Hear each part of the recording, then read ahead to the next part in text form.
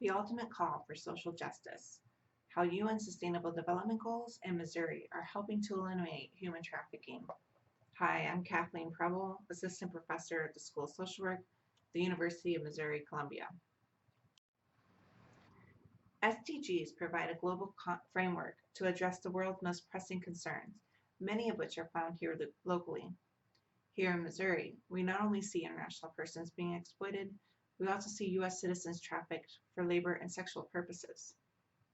Indeed, the vulnerabilities to becoming trafficked include some of the very factors that SDGs intend to mitigate: adverse childhood experiences, IPV, migration, unstable immigration statuses, lack of education and employment opportunities, age, racial and ethnic and gender and sexual minority statuses are all recognized as risk factors for many forms of isolation, poverty, and violence experiences, including human trafficking. As a consequence, survivors of trafficking experience increased mental health and trauma-related injury, physical health problems, substance use issues, stigma, and difficulty finding employment due to criminal history. Human trafficking and exploitation is explicitly mentioned within Goals 5, 8, and 16 shown here. But the other 5 goals presented add to the work toward a world free from human exploitation and slavery. Each goal targets specific nuances to addressing the prevention or aftercare of human trafficking experiences of the vulnerabilities and impacts we just discussed. In sum, by addressing the most fundamental human needs and prioritizing gender equality, education, decent work, fair and transparent governance, and local and global partnerships, we can start to tackle this enormously complex social problem, and not just abroad, but in our own backyards. While my specific research is focused mostly on Missouri, I hope for the same outcomes expressed in the UN's SDGs: access to basic services, empowerment, and sustainability. However, broadly, research in the United States regarding human trafficking is nascent. Hence, much of what anti-trafficking scholars like myself focus on relates to basic understandings about the phenomenon and its impacts on survivors, communities, and industries. In Missouri, we've been able to shed light on the landscape of human trafficking, creating a clear picture and a puzzle piece that makes up the greater Midwestern region. This in turn helps us understand what's happening in the United States and broader still in the global context.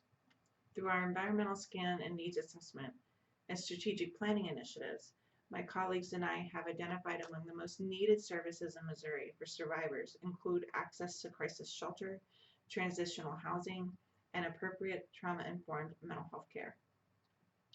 Also needed are economic and education assistance programs and substance use treatment. Additionally, there is a critical need for more advanced and nuanced training curricula for anti-trafficking professionals, as well as multidisciplinary team coordination. And we are currently strategizing how to address these needs through existing resources and resource integration and more purposeful planning. Additionally, I am seeking to understand the identities and resiliencies that survivors relied upon while being trafficked and how this understanding might help inform our approach to empowering survivors to engage in services so they can lead their authentic lives. How might this understanding better inform trafficking prevention programming? And due to the nascent nature of anti-trafficking programming in the United States, survivors are often served through programming meant for other survivor populations like domestic and sexual violence. And examining service outcomes of trafficking survivors engaged in these services, we can understand whether they are appropriate and adequate for the needs of human trafficking survivors. How do these outcomes impact intervention and programmatic modifications, if at all? What about policy development? And what are minimum standards of care for serving survivors of trafficking within these contexts?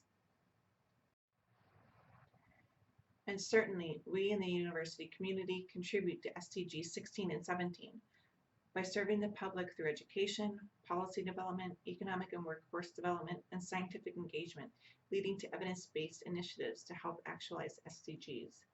We are responsible to, as well as hold accountable, our communities to create safe, responsible spaces for transparent and thriving human experience.